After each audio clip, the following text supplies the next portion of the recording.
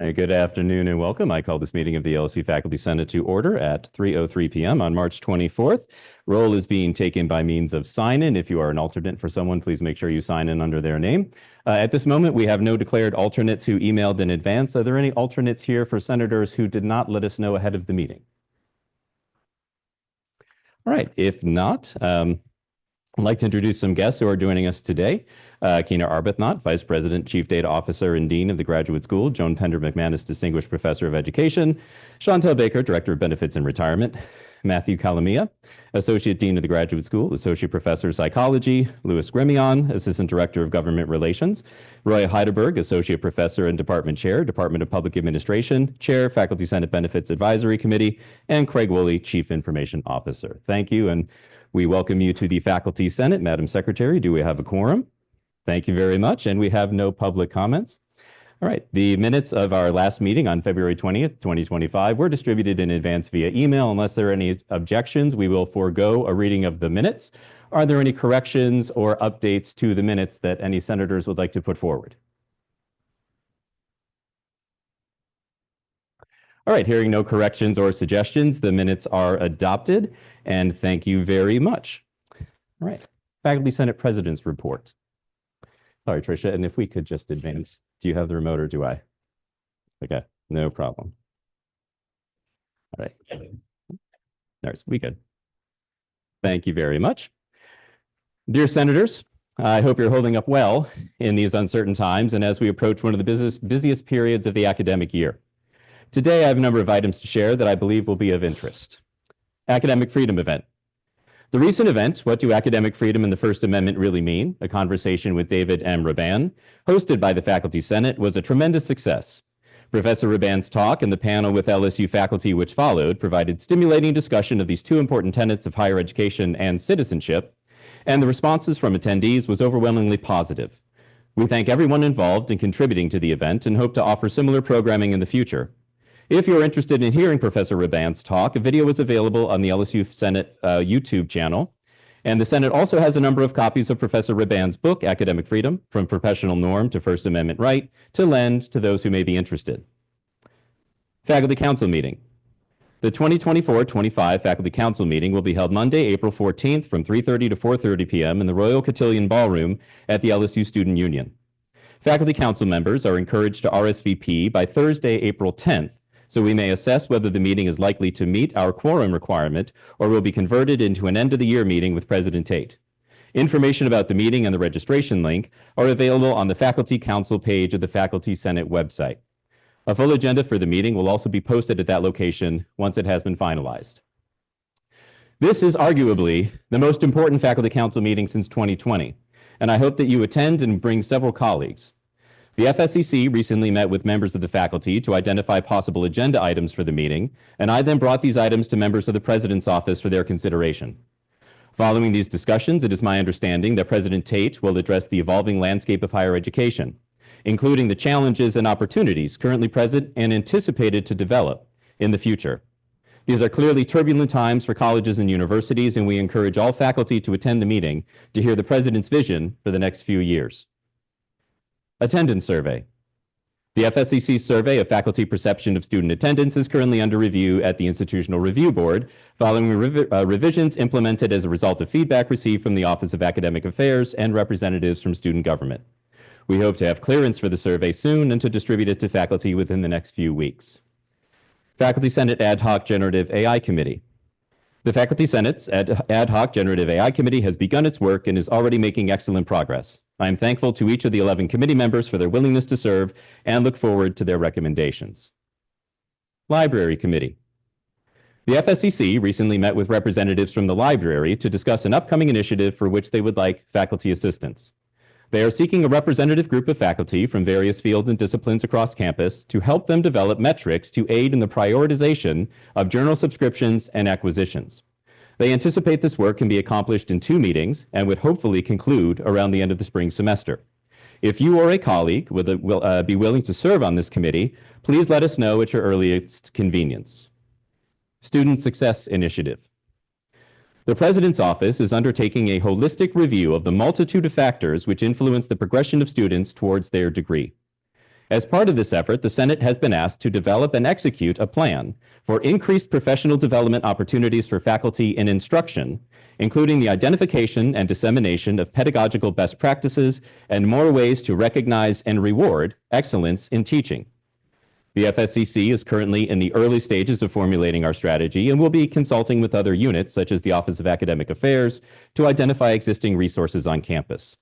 We will also be asking for faculty assistance once we have a better understanding of our approach, so more information will be coming soon. And finally, faculty awards. LSU recently announced the winners of the Rainmaker Awards and the 2025 Faculty Awards.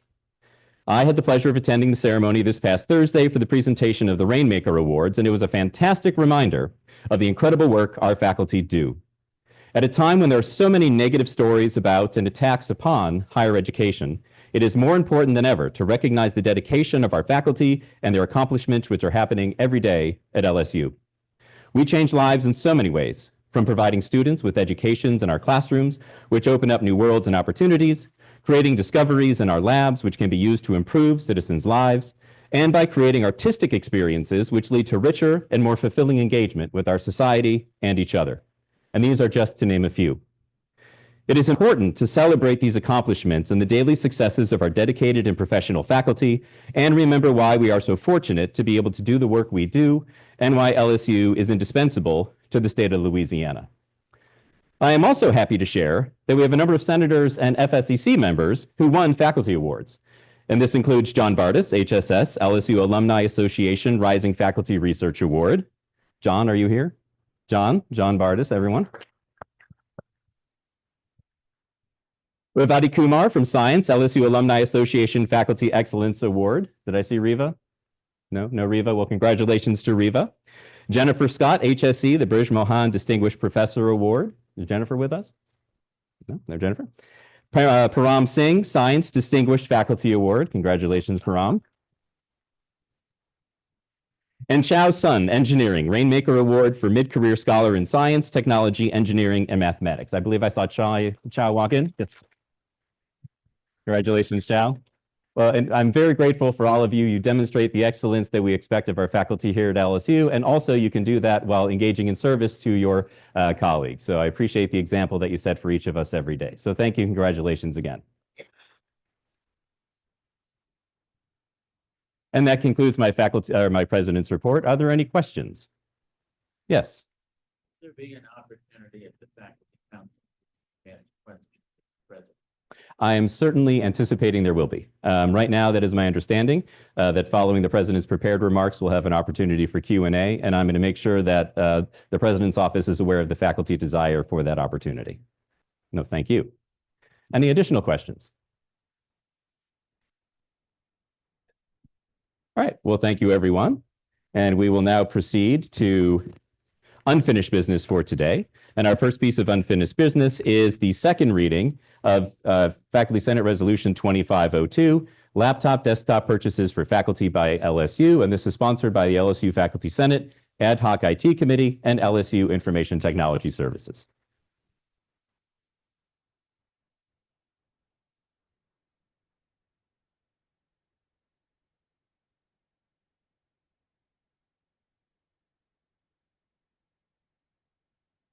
Hi, I'm Param Singh. I'm chair of the Faculty Senate IT Committee, and this is the second reading of the laptop desktop purchases for faculty by LSU resolution. It has to be voted upon today.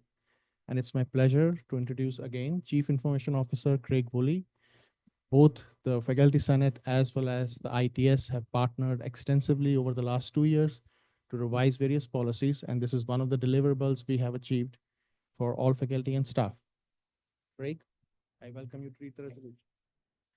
Okay, so the resolution says, whereas the Faculty Senate IT Committee and ITS are completing an extensive revision of LSU's IT policies, whereas the Faculty Senate IT Committee has noted that laptops and/or desktop used by faculty must meet all LSU's IT policies, whereas the Faculty Senate IT Committee has noted that it is a burden for faculty to be compliant with all IT policies when personal laptops and desktops are used as the primary devices for university business. Whereas in university settings, it is a standard practice to provide laptops and desktops to faculty for university use. Whereas laptops and desktops for faculty use are provided by some colleges at LSU. Whereas in some colleges at LSU, the responsibility to purchase laptops and desktops for university use entirely lies on the faculty who have to use their research grants or personal funds for such a procurement.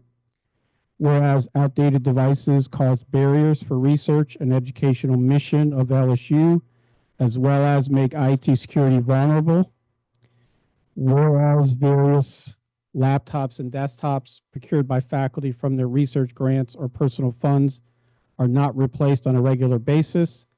Whereas ITS believes having consistently updated IT equipment creates economies of scale and efficiencies for support, as well as improved security posture.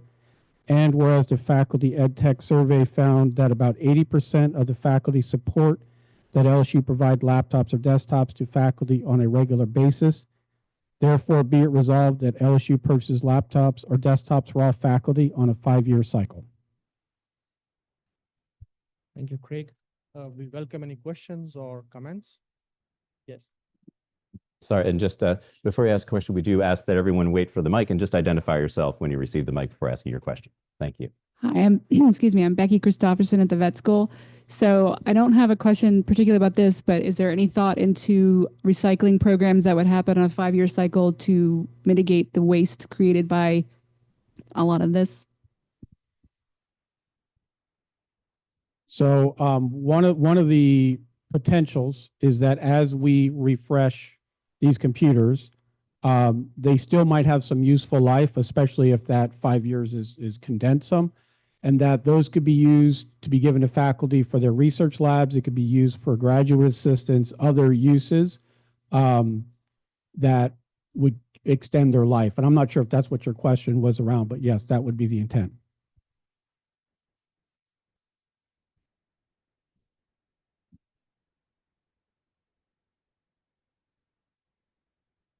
To the previous question, we had previously bought laptops for our kids used somewhere here in Baton Rouge, where apparently the school system sells them once they are not used anymore. So there are other options for recycling them. Another comment, if this is a high-end laptop, then the 5 years might seem appropriate. But for an average laptop, after about 4 years, it would be pretty much out of date. So I would like to amend this to change it from 5-year cycle to 4-year cycle. Thank you. Thank you. So we have a motion for your consideration, which is to strike 5 years and substitute or insert a 4-year research cycle. Or 4-year replacement cycle, sorry, which would result, if successful, that the resolve clause would read that LSU purchases laptops or desktops for all faculty on a 4-year cycle. So the motion is to strike 5-year, insert 4-year. Is there a second for this motion? Okay, we have a second for the motion. We will enter into discussion on the motion. Any discussion on the motion to strike 5 years and insert 4?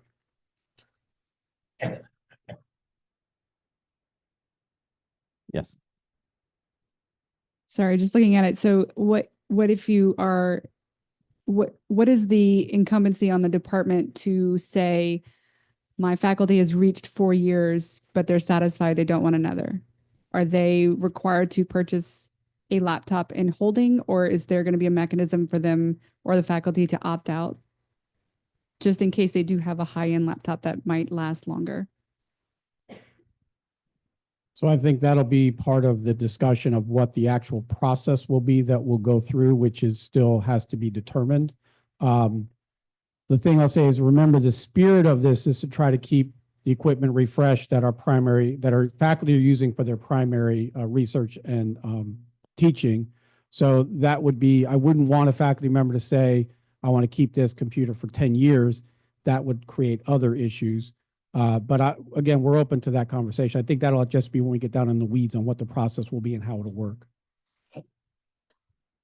Senator Dalton. Right, Senator Dalzell from Math. I had a question. There is this footnote 1, which is not quite displayed up there, but it listed all these other schools. And do they have a number of years that is 5 or 4 or all over the place? What do they do? I think it was. Yeah, I don't know. I think you're right. They're probably all over the place. I don't have the specifics on how many years. Some even might even, if you're rich, do 3. I wouldn't recommend 3. I think 4 is the sweet spot. But I could always try to get more information. But I think it's going to be varied by each school, between 4 and 5 probably. Additional discussion on the motion to amend. Okay, hearing no further discussion, we will proceed to a vote on the motion to amend the resolution to strike 5-year cycle and insert 4-year cycle in the resolve clause. All those in favor of the motion, please say aye. All those opposed, please say nay. All right, in the judgment of the chair, the ayes have it. The motion carries, and the resolution is now amended to read, resolved that LSU purchases laptops or desktops for all faculty on a 4-year cycle. We now return to discussion of the main motion, which is the adoption of the resolution. Additional discussion on the resolution.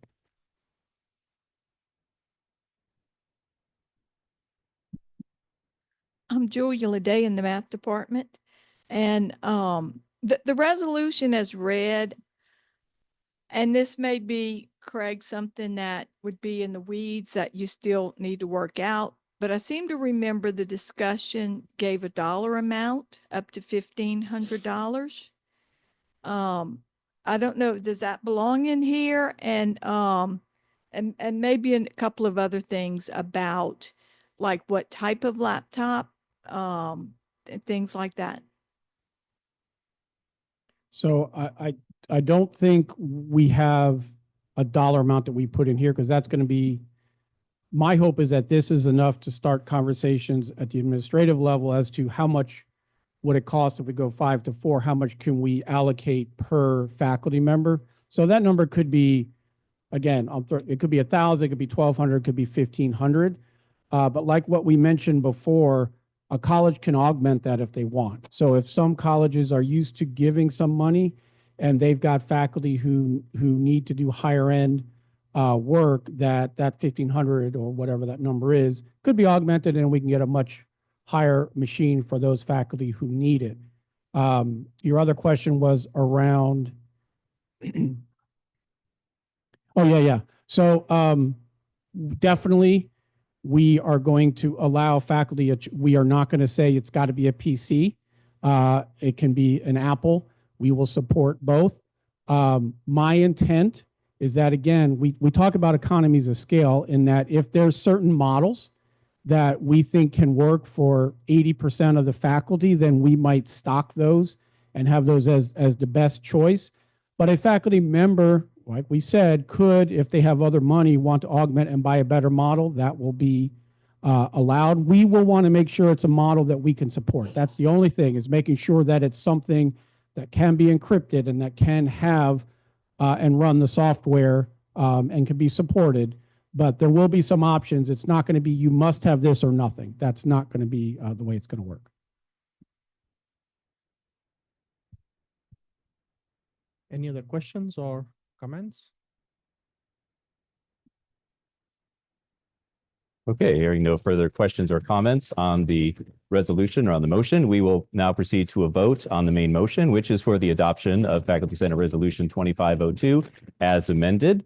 All those in favor of the adoption of the resolution as amended, please say aye. All opposed, please say nay. The motion carries and Resolution 2502 has been adopted. Thank you. Thank you so much.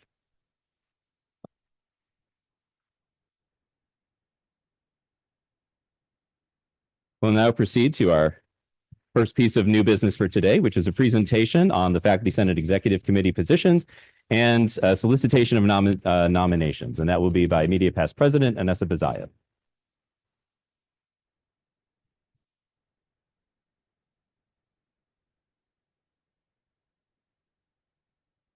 Hello, everyone. So today I'm just going to take a few minutes and present to you the positions of the Faculty Senate Executive Committee. And I think this is probably going to become more of a tradition of every year doing this and familiarizing everyone of what we do here. So there are several positions that going to be up for elections next at our next meeting in April.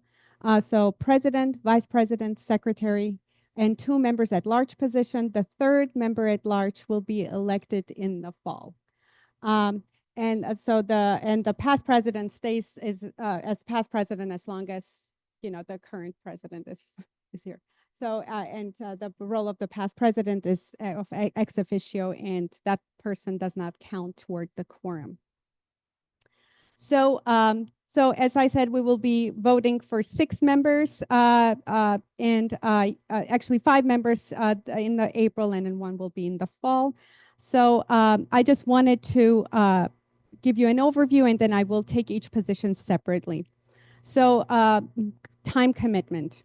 All positions require day-to-day challenging situations needing often urgent attention. They require ability to work with diverse groups, LSU administration, Office of Academic Affairs. They also require to work as a team player to implement strategic goals. Another requirement of this of being on a FSEC is that being available pretty much 24/7 and all around, over the year. We meet as FSCC weekly, at least for an hour and a half, and through the summer. We also attend all Senate meetings. Clearly, if there's a conference, obviously we have 2 colleagues who are absent today due to that. And each member also serves or chairs at least 1 other faculty senate committee. The responsibilities of the president. It's an out-facing role, formally trained in parliamentary procedure. This has become much of a custom these days. Anyone who's now a vice president is going to have that training, and Dan, in this case, last time got the training, so now we're turning it into a thing where whoever is the vice president will be trained to serve as a parliamentarian in a formal role. The president presides over FSEC and faculty senate meetings. He has bi-monthly meetings with the provost.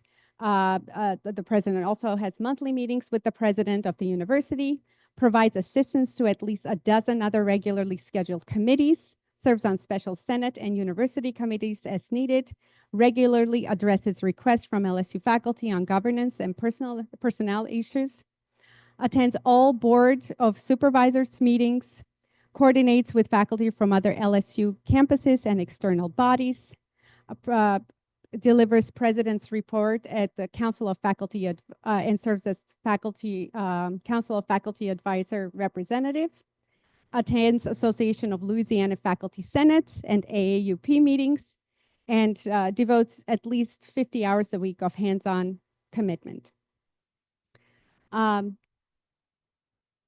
Vice President. The responsibilities are formerly trained in parliamentary procedure, as I noted earlier, assists the president in various duties as needed, attends and shapes the agenda for meetings with provost and president, chairs several university committees, attends all Board of Supervisors meetings. I should note that some of these meetings, especially when I was the president, most of them were in Alexandria, so it's a 2-hour drive back and forth. Attends ALFs and AAUP meetings, and it's about a 30 hours a week commitment of hands-on work. Role of the secretary.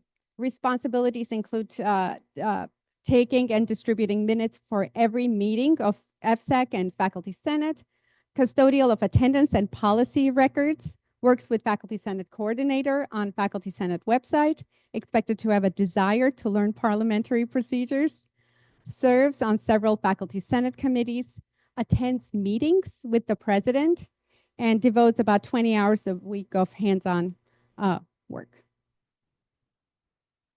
Now, there are 3 members at large positions. The 2 will be elected in April. They're required to attend all meetings of the Faculty Senate and the FSEC. They help president as required for different roles, Faculty Senate president. They provide feedback on issues as they arise. They serve on at least one other university committee outside of the executive committee, and they devote at least 10 hours a week of their time. So elections in April will be electing 5 of these positions, and this concludes my quick run through of these positions. If there are any questions, I'm happy to answer them, but this is pretty much the FSEC positions in the nutshell.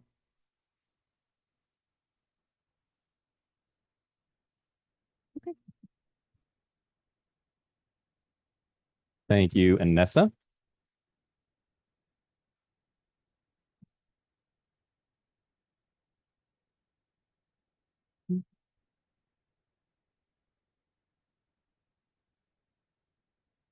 Thank you. Yes. All right. So the nominating committee, and my thanks go out to them for their service, although they're not quite done yet. They have provided us with a list of confirmed nominations received prior to today's meeting. The current nominees are for President Supratik Mutapate, and then Daniel Tarone, Vice President Supratik Mutapate and Parampreet Singh, Secretary Supratik Mutapate, Michelle Osborne, Rosemary Peters-Hill, and for members at large, Kainush Arana, Kyla Kozacek, Kenneth Lapata, and Supratik Mutapate. Our bylaws require that we open the floor to nominations at this point in time once again. You will also have an additional opportunity for nominations prior to each election when they are held in the April meeting. Is there anyone who would like to make any additional nominations beyond the slate, which is currently listed here?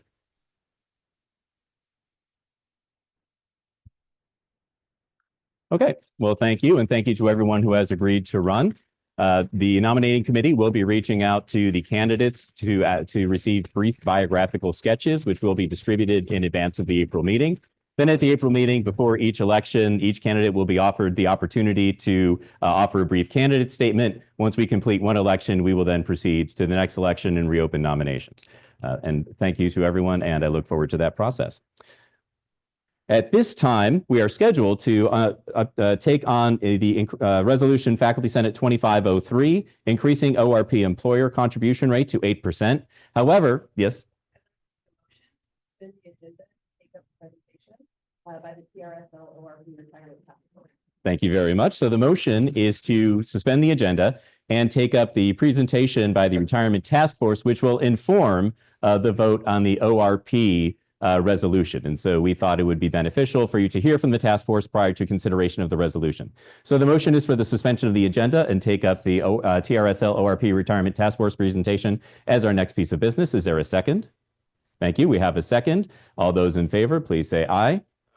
Thank you. We have suspended the agenda, and we will now at this time take up the presentation from the TRSL ORP retirement task force on the byproducts of their deliberations.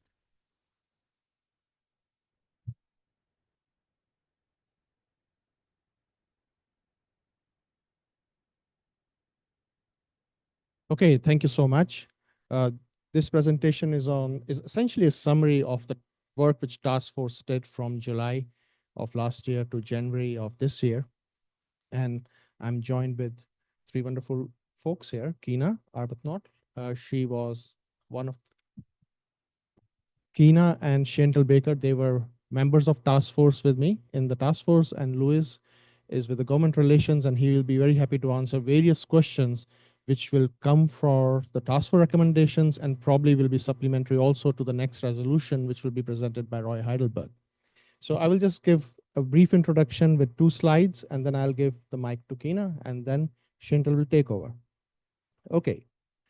So the retirement challenges in Louisiana are well known, but there are 3 bullet points I just want to focus on. Higher ed is one of the main drivers of the economy. It trains the workforce and the market for faculty, and highly trained staff is national and extremely competitive. Our state faces problems not only in recruitment and retention, but also the post-retirement brain drain. In various universities, defined benefit and defined contribution plans are designed to add to the social security during retirement. But Louisiana is the only southern state where faculty and staff in public universities do not have any social security benefits, and therefore whatever we earn from defined benefits or defined contribution plan falls short of any other state, essentially. Essentially, Louisiana is at the lowest rung of the ladder if one compares the retirement plans in public universities across the nation. The employer contribution to retirement plans in our state is one of the lowest in nation. Vital to address various challenges and to remain competitive requires that we have to revisit these retirement plans and make any recommendations possible. The Retirement Task Force.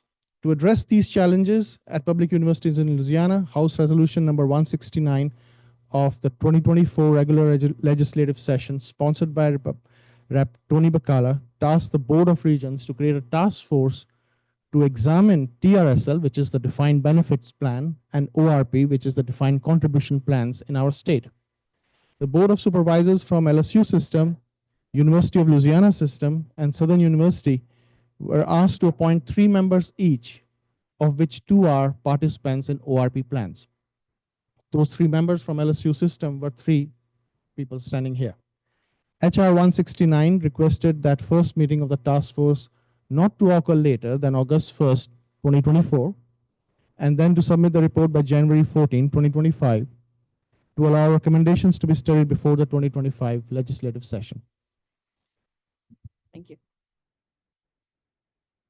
So the task force objectives were as follows: provide ORP providers opportunities to share industry best practices, study the management of non-pension retirement plans in other states and what other states offer to public post-secondary employees, explore the advantages and disadvantages with the selection of ORP, really look at the feasibility of allowing an ORP participant to change their decision, exploring employer contribution rates, as well as differences in definitions of higher education and post-secondary education in any of our statutes.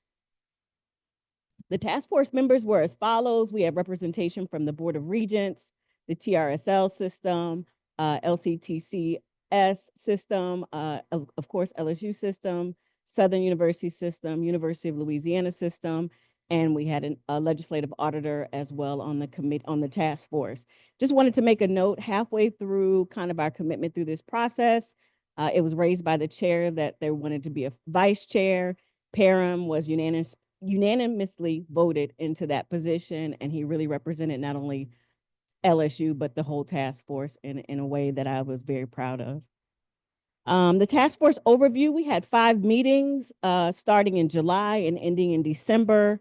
We had extensive discussions, and during those meetings, the first of which we talked about the history of ORP and TRSL, looked at different ORP plans in Southern states, looked at the various cost and calculations and the pros and cons of ORP by an actuary from Legislative Auditor's Office.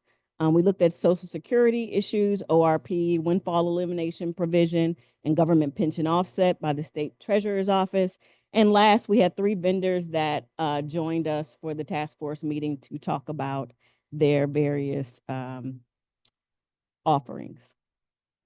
So here you see the TRSL versus ORP breakdown for the number of participants in TRSL and ORP from each of the different representative groups in the task force. And as you see with LSU, we've got over 6,000 in TRSL and under 4,000 in the ORP program. And next we looked at employer contribution rates. And for us, the ORP rate is 6.2%, and we discussed that. It has averaged near 6% since its inception in 1990, which I think we'll be voting on later on today. Now we'll move into the recommendations, and Sheantel will share. Yeah, so the task force brought forth 6 recommendations, and the first one really doesn't have much to do with the LSU system. It's more on the Louisiana Community Technical Colleges system. And so the recommendation was to at least correct some of the definitions of eligibility to be able to participate into the ORP program. So there are campuses within the community college system where they have some campuses that can participate and some campuses that cannot. And so the recommendation was to fix the eligibility definition so that all campuses could participate in the ORP plan. The second recommendation kind kind of dates back to Act 109 that was passed last year that allows employees now 5 years to move from the ORP plan back to the teacher's retirement defined benefit plan. And this was something that our CHRO and Dr. Heidelberg actually pushed for, but teachers was not willing to budge. But now they've softened up a little bit after conversations about what the tenure process is. And so the recommendation from the task force was to align that movement time period to the tenure process, where most of those decisions are done in the 6th year. So if you allow participants then 7 years to move from the optional retirement plan to the defined benefit plan. The third recommendation was discussions about lack of representation in the ORP plan. Right now, Teachers Retirement System Board makes all the decisions on the optional retirement plan, and there really is no representation of ORP participants in that process. The Teachers Retirement Board makes lots of decisions on who the ORP vendors are, what the fees are, just different decisions. And for many, many years, the optional retirement members have had no representation on any of those decisions. So the task force did recommend either or. So the first one is either to create an advisory committee of ORP members only that are elected to advise to the Teachers Retirement Board on decisions on the optional retirement plan. The other recommendation was an or at least add one member of an ORP member to the Teachers Retirement System Board. They were not really in favor of the second piece because that member would have to take fiduciary responsibility of the defined benefit plan. So I believe in House Bill 24, the first recommendation has been picked up. The next recommendation was on the employer contribution to the optional retirement plan. Since fiscal year 18, the employer contribution to the ORP has been restricted to 6.2%.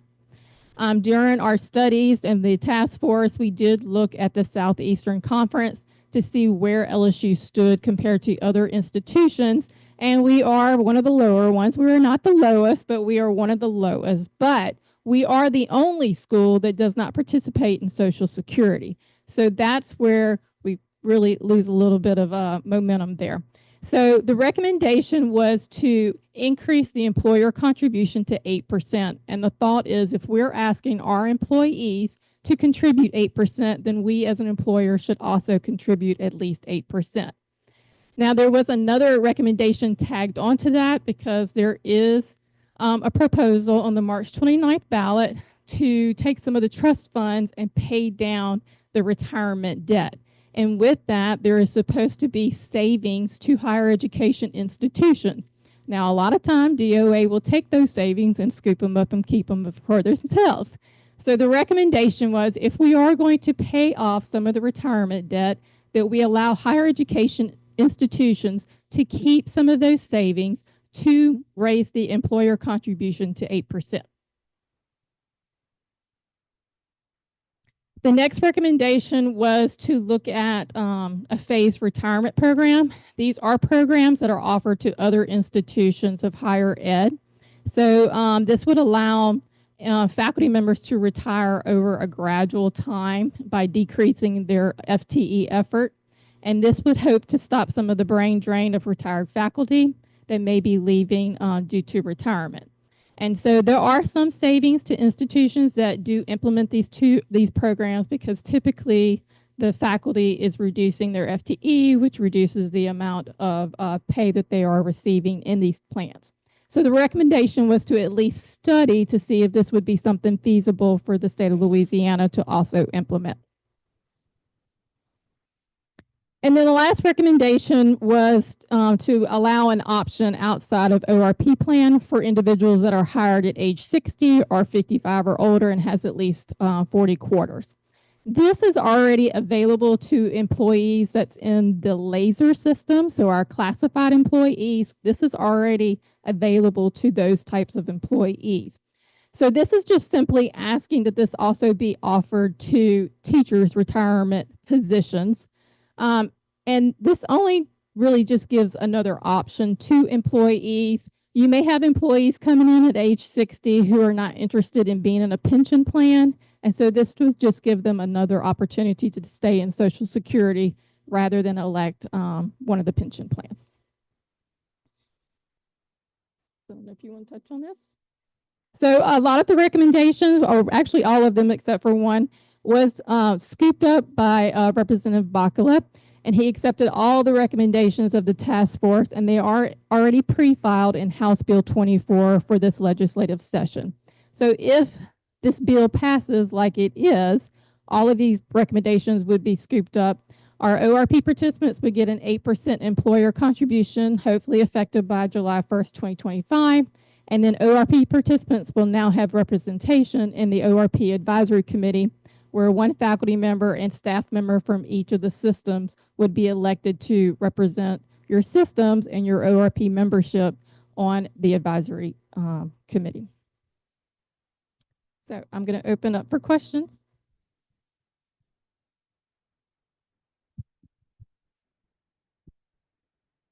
Sure.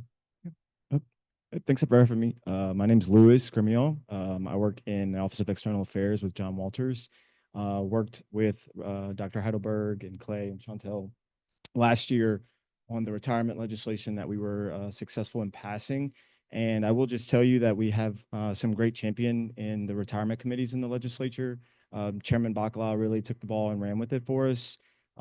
He didn't think we went far enough, right? So he passed this resolution and encouraged us to go back and look for other ways to improve retirement opportunities. And so what we've got, I think, is a pretty good bill. We're still scrubbing to see if there are some other things we can address, like folks who may have not got the benefit of that 5-year window. They might have left LSU and then came back later in career, but they weren't vested. They would not be in the purview of the bill we passed last year.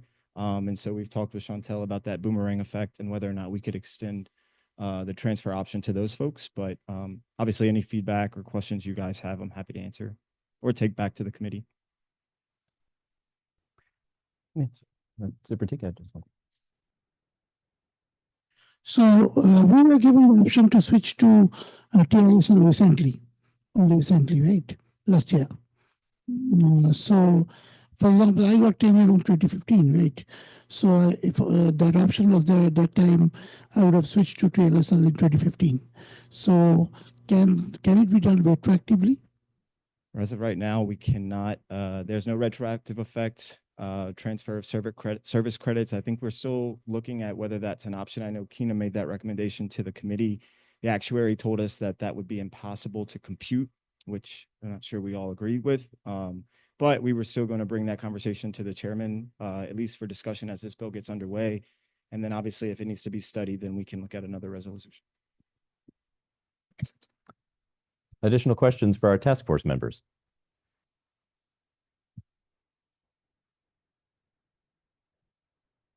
So Mike is right to your left. Okay, I don't know if you can answer that. So it's a technical question. So if you are a role in TRSL, you contribute 8% of your salary. How much does LSU pay to TRSL?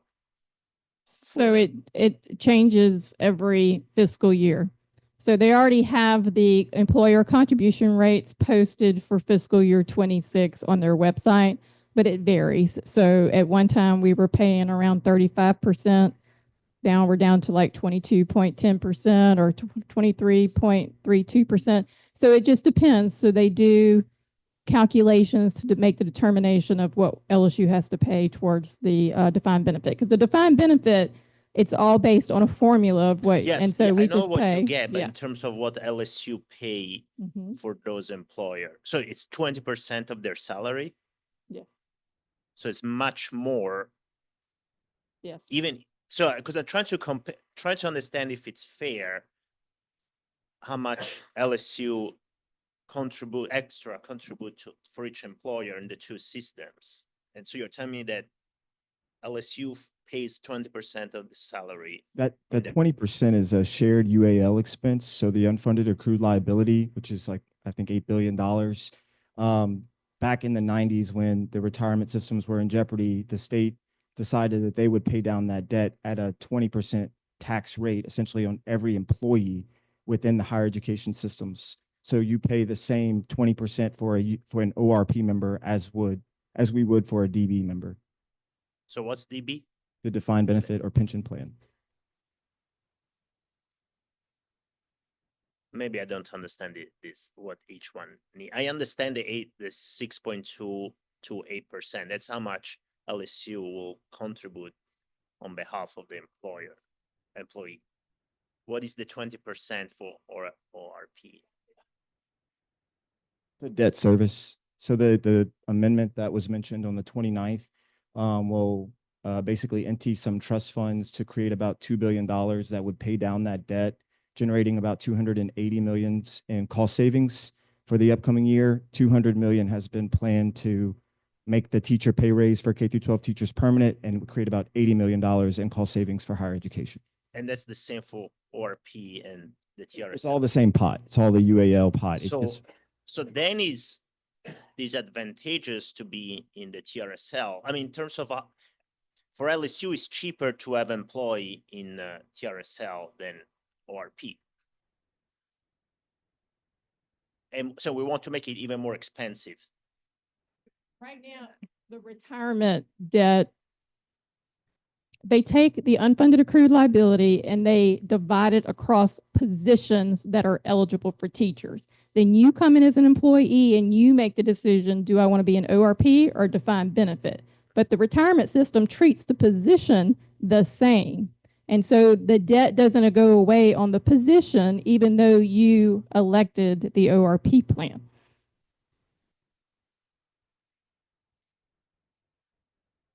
Right.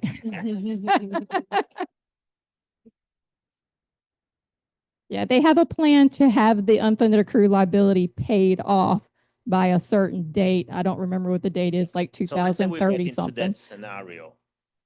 So then, Yes, if we raise up to So then- 8%, it could be a little more expensive, depending on what the unfunded accrued liability is and the normal cost on the defined benefit plan. so what's the normal cost? The normal cost is on the defined benefit plan where they decide this is the current value that we should be investing into the retirement system to cover this benefit. Okay, so let's kind of raise the last line, the 20%, because it's the same for both. So in practice, LSU pays 3% of their employee salary for TRSL and 6.2 for ORP.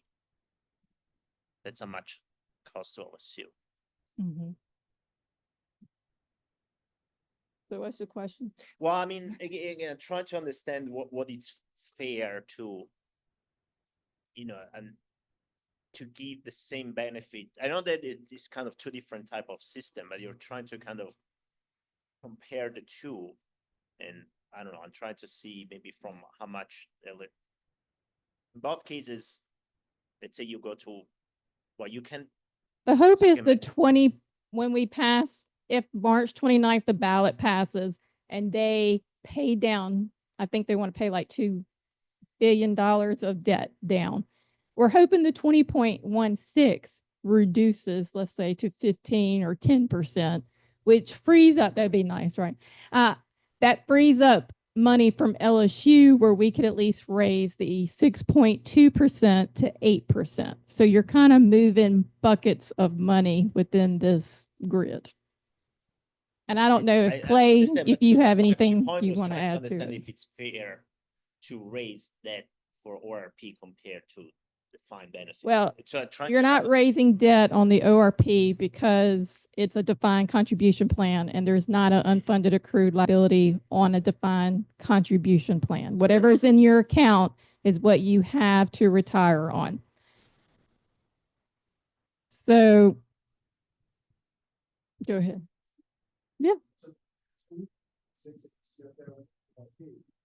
Isn't a real liability to the institution. It's a liability that they fictionally created for themselves to pay down a debt service. So we don't get that, the ORP members don't get 20.16%. For every person that's in ORP, they're just paying that down. So it capitalizes on the number of employees. So it's not a real benefit to ORP. So I mean, I am kind of excluding the last line because it's the same for both plans. you can't, because the defined benefits, that is the expense to the institution, the 20.16, because it's a defined benefit plan, it has an accrued liability over time. ORP has zero accrued liability to the institution. Defined benefit is exclusively an accrued liability. Okay, so mostly the ORP are paying that. Okay. So Essentially, the ORP, they're not paying that, but on behalf of members in the ORP, the institution, LSU, the system, is paying on their behalf, but it's only benefiting the defined benefits participation. Thanks. Additional questions? Yes, we have a question now. Ingmar Schöle, mechanical engineering. So I have a question about the 8% that were mentioned. So if I remember correctly, back in 2009, when I started, in the orientation, I was told that it was equal employer and employee. And that changed within like a year or two, and now we're down to 6.2. I think we were lower in between. So this has some real impact on my retirement. So are there any guarantees that the 8% will remain the 8% in the future? So the recommendation was to raise the floor to a minimum of 8%. So you actually could in the future, when we have an abundance of money, increase it past 8%. But it probably was maybe when you came in, but then the amount changed. So then they had legislation that came in and said it'd be the normal cost, which then reduced the employer contribution to like 4 or 5%. And then it was brought forth that it wasn't fair that you were contributing less than Social Security. So then the floor was brought up to 6.2, and there's legislation that will not allow it to go below the 6.2. So the thought is to replace the same legislation of the floor being 6.2 to the 8. So the hope is that it would never be reduced, but you can pass legislation at any time and change things.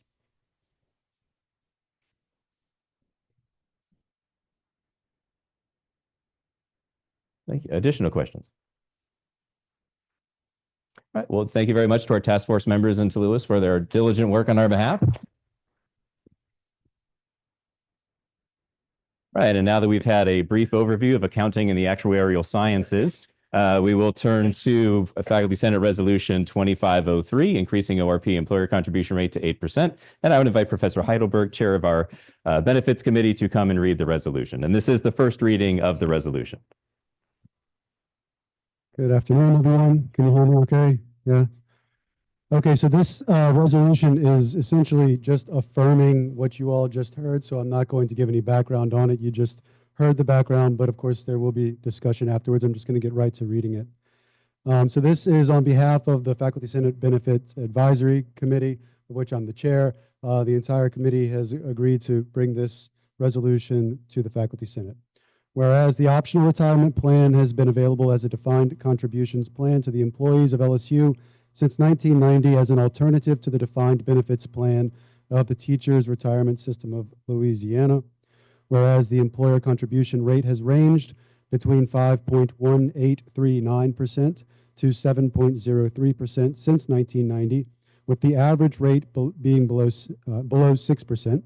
Whereas the employees contribute to the ORP at 8% rate of their salary, but the employer contribution is currently 6.2%, whereas the employer contribution rate to ORP for higher education employees in Louisiana is lower than many southern states, whereas Louisiana is the only southern state in which higher education employees in public universities do not contribute to Social Security, whereas the absence of Social Security benefits combined with a low employer contribution rate diminishes LSU's ability to compete for faculty and leaves its participants economically vulnerable in retirement, whereas ORP benefits play an important role in faculty recruitment and retention, whereas the House Resolution number 169 of the 2024 regular legislative session created the TRSL ORP task force to study the impact of ORP plan on faculty and staff recruitment and retention, which recommended an increase in employer contribution to 8%. And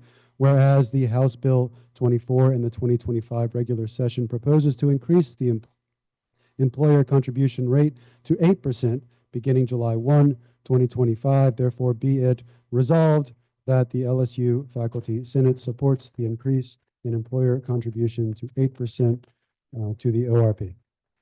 Thank you very much. And since motions from committees do not require a second, we will enter immediately into discussion. And as before, we will begin our discussion with consideration of the resolved clause of the motion or the resolution. Questions for Professor Heidelberg?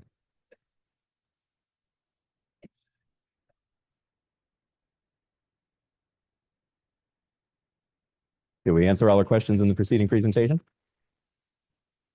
All right. Well, I guess you got off easy. Thank you very much. We will take this up as our unfinished business at our next meeting. If any questions do come up between now and then, I'm sure we would be happy to answer them for you or can bring them up for consideration at the next meeting. And that brings us to our last piece of business for today, which is going to be a presentation from the graduate school. And I'd invite our representatives to come to the platform. Thank you. Thank you. Just in the same vein as we did when we talked about the Office of Data and Strategic Analytics, just wanted to quickly go through some of the new developments as well as introduce the Faculty Senate to some of the new leadership team members in the graduate school.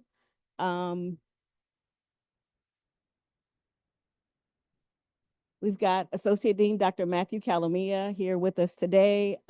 He's joined the team in November. He's from the College of Humanities and Social Sciences. Newly acquired Crystal Abear joined us as the Senior Assistant Dean of Financial Operations. She's actually been on campus for over 10 years. She worked in our audit area, and she brings a wealth of knowledge from her finance and administration days. And she joined the team back in November as well. Some of you all are familiar with Clovier Torrey. She's been here for over 30 years. She continues to lead the Academic Services Department. And some of you all have met Jessica Zagorski. She joined us in mid-December. We're very happy to have her with a lot of work from our HR team, really trying to find someone who was on the cutting edge of admissions. We were able to secure Jessica to move here from Clemson. She's also worked at University of Central Florida previously and worked at very large-scale universities in their admissions office. And she's really been working to upgrade some of our slate instances, and we'll talk about that briefly, as well as make sure that things are moving smoothly in the admission side. We also have one extra position, which we're finalizing in the coming days for a Assistant Dean of Operations and Administrations, and that'll be announced shortly. So a little bit, in July 2024, in consultation with the provost, decided to undertake an evaluation of the graduate school and really wanted to better understand the current state of the graduate school and help to support future planning efforts. For those of you all who know me, that's my background is in program evaluation. So I thought it would be thoughtful to think about how do we improve upon what we have. There was lots of documentation that had been there for many years, some work that had been done prior to COVID, et cetera. So wanted to really pull all that information together in a meaningful way and work with the provost to think through what are our next steps and what is that future footprint. The documents that were reviewed as part of this evaluation were the draft strategic plan in 2021, Council of Graduate Schools evaluation report. We had external consultants coming from other graduate schools right before the pandemic, and there was a report that was written there looking at the organizational chart and budget and planning documents to see where we had our strengths and weaknesses. Looked at student outcomes, but really wanted to reach out to all of our stakeholder groups to say what's working well and what needs to be improved and how can we support graduate school admissions as well as services throughout the pipeline. So sent out a survey to deans, associate deans, graduate advisors, and coordinators, as well as one of our most critical stakeholder groups, which is graduate students. The results is we found strengths and weaknesses in each of our administrative units based on internal and external stakeholder groups. And we also identified the needs that were articulated very clearly by our graduate students, which we'll talk about shortly, and then talked about in our recommendations, what are those actionable insights that we found. So here's a little bit by the numbers. We had great response, definitely from our graduate advisors and grad coordinators and associate deans. In the bottom right corner, you see 98 responded. These were open-ended questions. We really wanted to get to the bottom of, what are you struggling with and how can we help you? We had over 1,250 pages of text responses and interviews. We had about 400, which is low percentage of graduate students who responded, but we still got some really critical information from them. It took us about 14 weeks of data collection, and 6 deans formally responded, and the others spoke with me about some of the things that they wanted to improve. And then we had 8 interviews that were done with our internal staff members.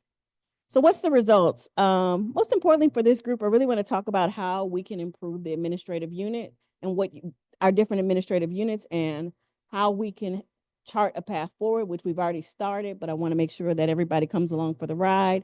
And lastly is, how do we promote student success? Daniel and I are both on the Student Success Initiative. We talk a lot about student success, but oftentimes it's about undergrads, and we talk about graduation rates of undergrads, but really trying to think about how we can support our graduate students as well and making sure they're part of the conversation. So some of the data that we found here is what I bring to the table when we talk about student success, which is saying we've got our undergrads, but we also have our graduate students that we want to be very successful as well. So we kind of articulated from the evaluation, what are these top priorities? And this was kind of an iterative process. After all the information was kind of distilled in our Office of Data and Strategic Analytics generated report, then we looked at it and said, what are people saying? What areas need improvement? And what can we do about that, right? So I asked the team, the newly minted team, which came in November, December, Dr. Calamid in November, and others, and said, what are our top 3 priorities that we can share with our stakeholders to say that we're working on in each of the different areas? And I'll quickly just go through these so you all have an idea. For the Dean's Office, for me, it's accountability and tracking requests. We get requests all the time and there's no tracking system. So I want to make sure that we're tracking those requests so that when asked, we can have really thoughtful reports that kind of talk about what the requests are, and oftentimes think about what should be brought to the graduate council, and to think about policy changes or things that are causing barriers or issues for our faculty, staff, and our students. Making more data-informed decisions as we think through and look through the data. What is the data telling us? And making sure that we have rich data that makes sense, and making sure that we can share that data with our faculty members. Not long ago, the provost and Robert Twilley out of the research office, we were able to pull data about our graduate assistants, and that data was helping the deans make decisions about how you all recruit and how we admit students in the kind of with this overarching issues that we have with federal government and the grants that are coming in, and how many of our students are on those grants. So data really helps to inform decisions, not only in our office, but being able to push data out to our executive leadership team and the deans to help support the efforts in each of your colleges. Recruiting and admissions, these seem like a real pain point for a lot of people. I know you all have heard, and it is a pain point. It came out in the data, and we are rolling up our sleeves to fix it with funding and support from the provost office. After Jessica came, she did a really good deep dive into our Slate instance, reviewed the evaluation data, and said, we are operating a system that has not been updated for almost 3 years. And there are clear updates that need to be done. We can reconfigure the system. We can automate. There's a lot more technology we can use. And so what we did in the short term was hire a consulting firm to work with us. That's gone through procurement, and they've been working with us for the last 2 weeks. And we plan to fix this system and make it easier, not only for us internally, but for the users on your end. So we're really excited about that and some of those features. And there's some AI functions that I think we'll be able to use and make things much more efficient. So that's in the works right now. Response times by admissions staff. She's looked through the process. We're working through that process. We've done a lot in the short term, but we really want a long-term solution, and making sure that that we respond to admissions requests as quickly as possible. And the last is recruiting and marketing, and how we can help each of the colleges and each of the programs really recruit and market to their programs. We know there's variations of marketing and recruitment across programs, and we want to see if we can pull together some good resources and best practices, and maybe even doing some training with some of our graduate advisors and coordinators to say, this is how we can help you recruit. We know some of us go to conferences and we recruit our graduate students and use other methods, but we really want to make sure that we're on the cutting edge with that. And if the graduate school can help, that's what we want to do. Academic services, we really are looking at operational efficiencies. This was perfect timing because based on the evaluation, it was basically we want to automate more things. And guess what? Workday is here. So a lot of the things that people complained about, I know in the short term, but in the long term, should be a solution within Workday. We've been working very closely with ITS, the registrar's office, to make sure the Workday instance for the graduate school works properly. We've had trainings with your coordinators and graduate advisors in each of your colleges, and it's going really well. And we think that's kind of the first key in terms of operational efficiencies. Most of you all know we were a paper-based place for quite some time, and so now we're moving in the direction where we're getting away from so much paper. Enhanced communications and engagement. We heard from the students and sometimes from the staff that they need more communication, and we're thinking about ways how we leverage technology and AI to get information out to large groups of people, particularly our students, making sure they understand processes and thesis and dissertations. There was some questions about that and how to communicate better with the students, and we're working on that. So those are those three top priorities. On the financial operations side, a graduate assistantship process, we really want to make sure we refine that and make that a lot easier. We've had discussions with a lot of the leaders across campus. Accountability regarding GA appointments, and we may work in concert with you all to start thinking about how we can put parameters and accountability measures around that. And then curating more funding opportunities. Right now, we're hearing some funding opportunities kind of shifting and changing, but are there any opportunities out there where we as an administration or even faculty members can go out and get additional funding for our graduate students in places where we can help them finish out their studies. And then the last area is graduate student success. And this is something, like I said, top of mind as we were on this task force. But really, I want to tell you a little bit about the work we're doing here in my office and the thought about that in terms of how do we reach the graduate students. So based on the survey that we sent out, we got this information back. 72% of our LSU master's students said they were satisfied with their experiences as an LSU grad student, and 67% of our doc students said the same. So we're doing okay, but there's room for growth, correct? So there was kind of 6 areas that the graduate students from the evaluations and surveys said that they needed additional help or support. One was supporting navigating academe. How do I do that? Demystifying the process. We heard that a lot. They wanted more community and social events, which I'm sure you all are aware of. They need somewhere to kind of be together with others. And a lot of them were saying in their responses, not just the people in my department or my lab or where I work, we'd like to meet more graduate students. Health and wellness support, which I think is something that resonates across undergrad to the graduate school as well, more of those resources. Funding opportunities, of course, they were talking about more funding, enhanced communications, which we're working on. And they said a little bit more international student support where we can kind of work with the ISO office to make sure we address the needs of these graduate students when they come here. So on the right-hand side is the 3 priorities based on that feedback. Number 1 is have more centralized support services, and you'll hear more from my office in terms of how we're doing that and curating more resources centrally in the grad school. Enhanced programming and activities. We're so excited. We had a Donuts with the Dean meeting that was right in here. We had about 75 students, but they were excited when they left. 2 weeks later, we had a CV and resume writing, and the room was full with over 200 students. It seems like as we begin to put out activities and programming, we're getting more and more response from our graduate students, and that's what we hope to do. We're leveraging text message systems as well as sending emails and really pushing the word out that we'd like the students to kind of see us as a resource. And lastly, which is most important, is leverage partnerships and faculty. Unfortunately, we don't have a big pot of money to do all these things. And I don't know if the provost isn't giving away lots of money to do these things, but he's been supporting us. But we want to be good stewards of our budget, right? So trying to find ways to leverage partnerships across campus and find ways that we have win-wins, with our services that are already there, either for undergrads, how can we couple with student affairs on the undergrad side and leverage some of the things they're doing? For example, Welcome Week. It's one of the best welcome weeks in the country, I would argue. And so we're really going to partner with Student Affairs to say, how can we incorporate graduate students into the Welcome Week process and leverage what you already have available.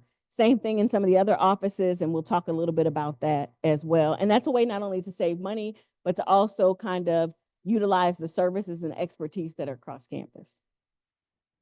So this is kind of based on the work that's been done in our working group, but based on the work that's been done over the last couple of years. The provost and I were part of a task force about 2 years ago. The provost led a student success task force that went across the system and met quite a bit. And there were others of us who pulled and curated information from across campus, did a large scale campus evaluation of the activities, student success activities that are being done in various pockets across campus, whether it's at the college level, university level, and at the dean's level. And based on my background, I basically did the work in terms of evaluating and saying, how are all these activities kind of, how are they coupled together? So just did some qualitative analysis and came up with this wheel of kind of 12 areas. And some of you all can argue I would have put it in a different way, but that's, you know, kind of the process of qualitative data analysis. But these 12 areas are areas of focus in terms of, as we talk about student success. And so that's the guidance for me when I think about how do I serve the students.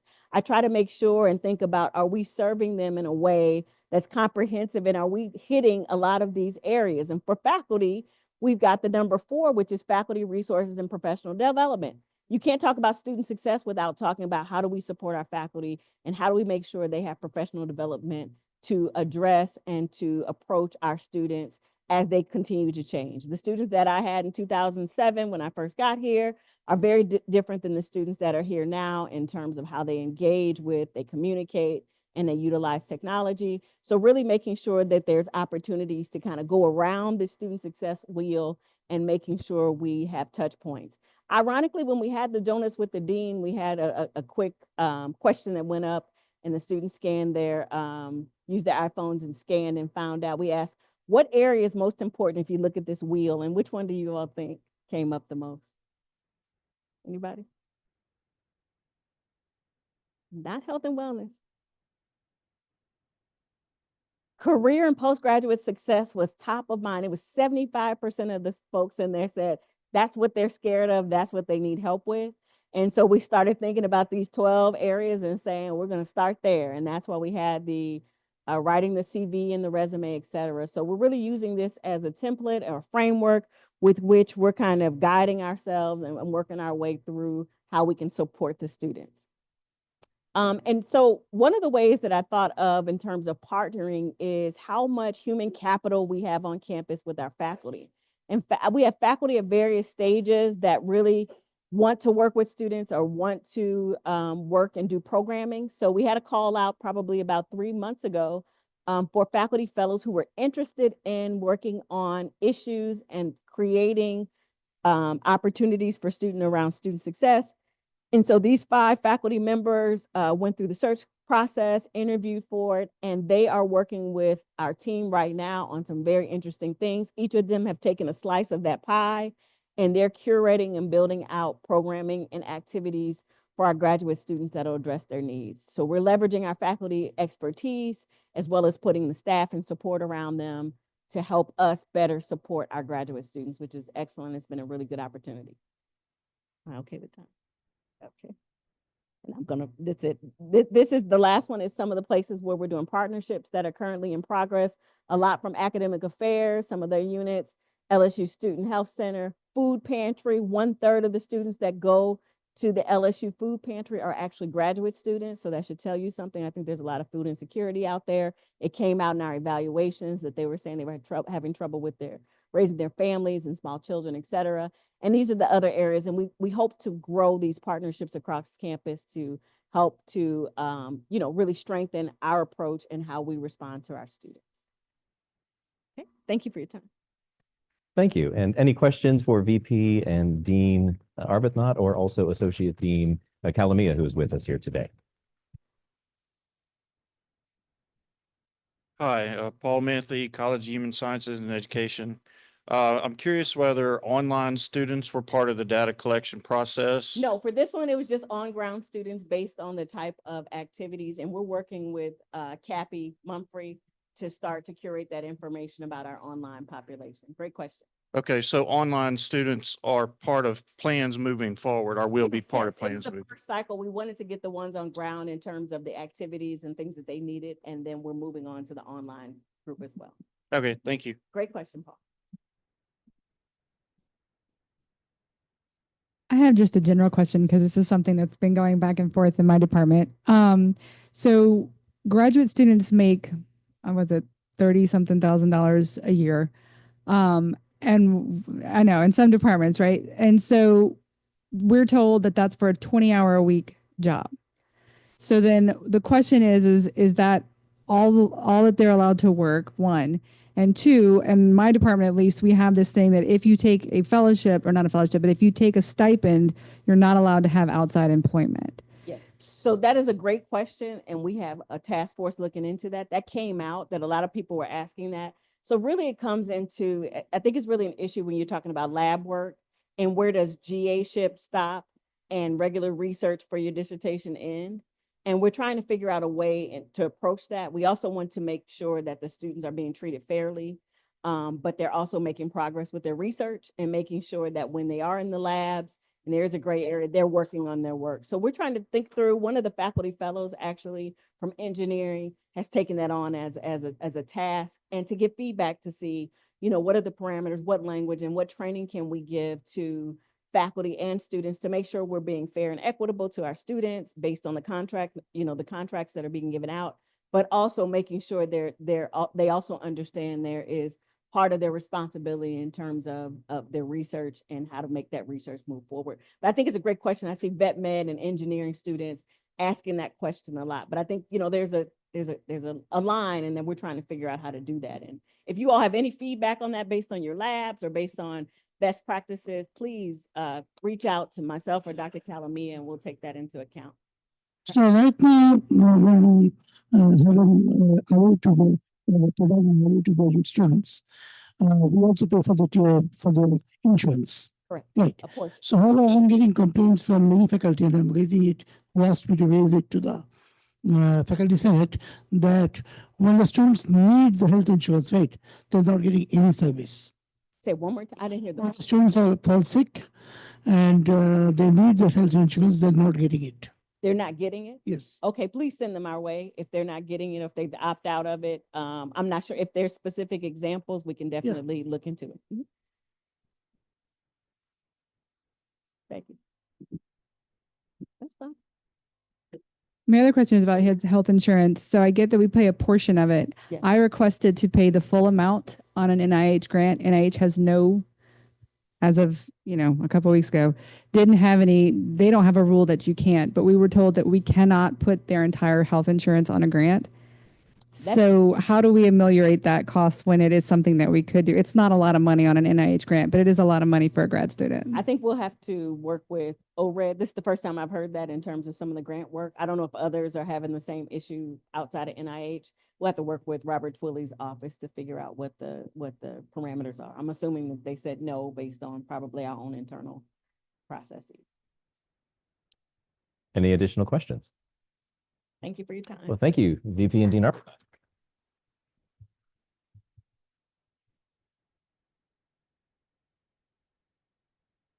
And that concludes the agenda for today. Glad to have you out of here before 4:30. Is there a motion to adjourn? All right, we have a motion to adjourn. A second? Thank you, Professor Baumgartner. All those in favor, please say aye. Any opposed? All right, we stand adjourned. Remember, Faculty Council meeting, April 14th. Next Faculty Senate meeting will be April 15th back here.